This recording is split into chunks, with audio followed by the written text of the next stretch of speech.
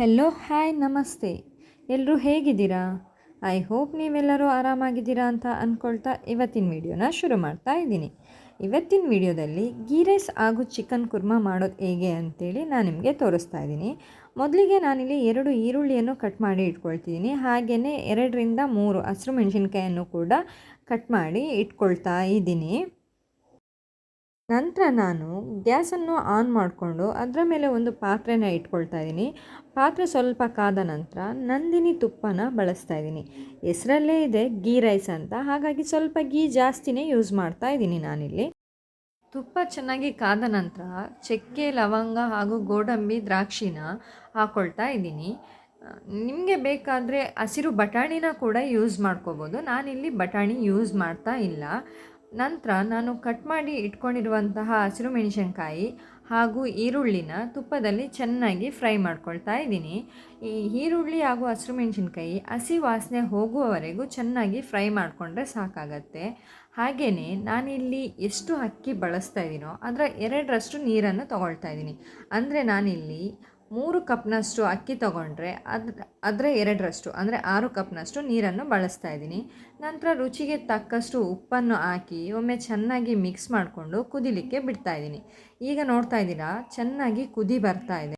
ಈಗ ನಾನಿಲ್ಲಿ ವಾಶ್ ಮಾಡಿ ಇಟ್ಕೊಂಡಿರುವಂತಹ ಅಕ್ಕಿನ ಸೇರಿಸ್ಕೊಂಡು ಒಮ್ಮೆ ಚೆನ್ನಾಗಿ ಮಿಕ್ಸ್ ಮಾಡ್ಕೊಳ್ತಾ ಇದ್ದೀನಿ. ಚೆನ್ನಾಗಿ ಮಿಕ್ಸ್ ಆದ ನಂತರ ಲಿಡ್ನ ಕ್ಲೋಸ್ ಮಾಡಿಕೊಂಡು ಅನ್ನನ ಬೇಯಲಿಕ್ಕೆ ಬಿಟ್ಕೊಳ್ತಾ ಇದ್ದೀನಿ. ಅನ್ನ ಬೇಯುವಷ್ಟರಲ್ಲಿ ನಾವು ಚಿಕನ್ ಕುರ್ಮಾ ಹೇಗೆ ಮಾಡೋದು ಅಂತ ಒಮ್ಮೆ ನೋಡ್ಕೊಂಡು ಬರೋಣ. ಈಗ ನಾನಿಲ್ಲಿ ಗ್ಯಾಸ್ನ ಮೇಲೆ ಒಂದು ಕುಕ್ಕರ್ನ ಇಟ್ಕೊಂಡು ಕುಕ್ಕರ್ ಬಿಸಿಯಾದ ನಂತರ ಸ್ವಲ್ಪ ತುಪ್ಪನ ಹಾಕ್ಕೊಳ್ತಾ ಇದ್ದೀನಿ. ನಾನಿಲ್ಲಿ ಎಲ್ಲಿಯೂ ಕೂಡ ಎಣ್ಣೆನ ಯೂಸ್ ಮಾಡಿಲ್ಲ, ತುಪ್ಪನೇ ಯೂಸ್ ಮಾಡ್ಕೊಂಡಿದ್ದೀನಿ. ತುಪ್ಪ ಕಾದ ನಂತರ ಕಟ್ ಮಾಡಿ ಇಟ್ಕೊಂಡಿರುವಂಥ ಈರುಳ್ಳಿನ ಹಾಕಿ ಚೆನ್ನಾಗಿ ಫ್ರೈ ಮಾಡ್ಕೊಳ್ತಾ ಇದ್ದೀನಿ. ಅದಕ್ಕೆ ಸ್ವಲ್ಪ ಅರಿಶಿನ ಪುಡಿಯನ್ನು ಕೂಡ ಸೇರಿಸ್ಕೊಳ್ತಾ ಇದ್ದೀನಿ. ಈಗ ನೀವು ನೋಡ್ತಾ ಇರ್ಬೋದು, ಇಲ್ಲಿ ಅನ್ನ ಕೂಡ ರೆಡಿಯಾಗಿದೆ. ಈಗ ನಾವು ಗ್ಯಾಸ್ನ ಲೋ ಫ್ಲೇಮ್ನಲ್ಲಿ ಇಟ್ಕೊಂಡು ಅನ್ನ ಬೇಯಿಸ್ಕೊಂಡ್ರೆ ಸಾಕಾಗತ್ತೆ. ಇಲ್ಲಿ ಈರುಳ್ಳಿ ಫ್ರೈ ಆದ ನಂತರ ಕಟ್ ಮಾಡಿ ಇಟ್ಕೊಂಡಿರುವಂತಹ ಟೊಮೊಟೊನ ಹಾಕಿ ಚೆನ್ನಾಗಿ ಫ್ರೈ ಮಾಡ್ಕೋಬೇಕು. ಟೊಮೊಟೊ ಬೇಯುವಾಗಲೇ ಉಪ್ಪು ಹಾಕೋದ್ರಿಂದ ಟೊಮೊಟೊ ಸ್ವಲ್ಪ ಬೇಗನೆ ಬೇಯುತ್ತೆ. ಹಾಗಾಗಿ ನಾನು ಟೊಮೊಟೊ ಜೊತೆಗೇ ಯಾವಾಗಲೂ ಉಪ್ಪನ್ನು ಸೇರಿಸ್ಕೊಳ್ತೀನಿ. ಈಗ ಈರುಳ್ಳಿ ಹಾಗೂ ಟೊಮೊಟೊ ಚೆನ್ನಾಗಿ ಫ್ರೈ ಆದ ನಂತರ ನಾನು ವಾಶ್ ಮಾಡ್ಕೊಂಡಿರುವಂತಹ ಚಿಕನನ್ನು ಕೂಡ ಸೇರಿಸ್ಕೊಳ್ತಾ ಇದ್ದೀನಿ. ಹಾಗೆ ನಾನಿಲ್ಲಿ ನೀರನ್ನು ಬಳಸ್ತಾ ಇಲ್ಲ. ಹಾಗೆಯೇ ಕುಕ್ಕರ್ನ ಮುಚ್ಚಳ ಕ್ಲೋಸ್ ಮಾಡಿ 2 ವಿಷಲನ್ನು ಬರ್ಸ್ಕೊಳ್ತಾ ಇದ್ದೀನಿ.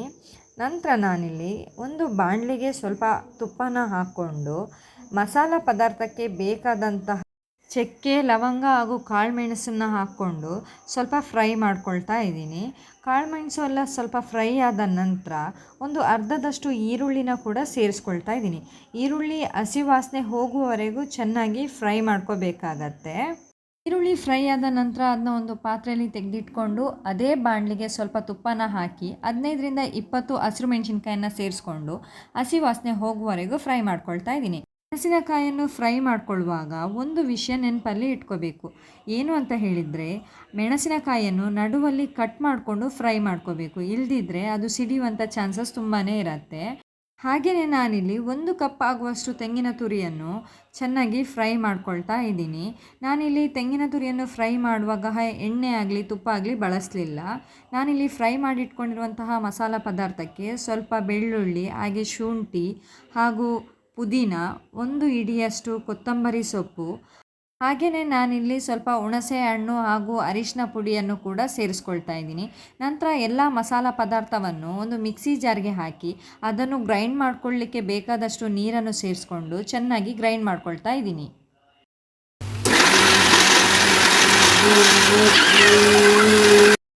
ಈಗಿಲ್ಲಿ ನೋಡ್ತಿರ್ಬೋದು, ಚಿಕನ್ ಚೆನ್ನಾಗಿ ಬೆಂದಿರುವಂತಹ ಚಿಕನ್ಗೆ ನಾನು ಈಗಾಗಲೇ ರುಬ್ಬಿಟ್ಕೊಂಡಿರುವಂತಹ ಮಸಾಲ ಪದಾರ್ಥವನ್ನು ಸೇರಿಸ್ಕೊಳ್ತಾ ಇದ್ದೀನಿ.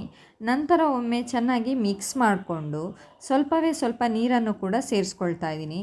ನಾವು ಸ್ವಲ್ಪ ನೀರು ಜಾಸ್ತಿ ಹಾಕಿದರೆ ಕುರ್ಮಾ ಸ್ವಲ್ಪ ತೆಳುವಾಗಿ ಬರುತ್ತೆ. ಹಾಗಾಗಿ ನಾನು ಸ್ವಲ್ಪ ನೀರನ್ನು ಸೇರಿಸ್ಕೊಂಡು ಅದಕ್ಕೆ ಬೇಕಾದಷ್ಟು ಉಪ್ಪನ್ನು ಕೂಡ ಸೇರಿಸ್ಕೊಳ್ತಾ ಇದ್ದೀನಿ. ಚಿಕನ್ನಿಗೂ ಕೂಡ ಉಪ್ಪು ಹಾಕಿದ್ರಿಂದ ಕುರ್ಮಕ್ಕೆ ಸ್ವಲ್ಪ ನೋಡಿಕೊಂಡು ಉಪ್ಪು ಹಾಕೋದು ಒಳ್ಳೆಯದು.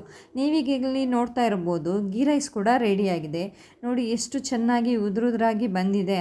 ಹಾಗೆಯೇ ಪಕ್ಕದಲ್ಲಿ ಬಿಸಿ ಬಿಸಿಯಾದ ಚಿಕನ್ ಕುರ್ಮಾ ಕೂಡ ರೆಡಿಯಾಗಿದೆ.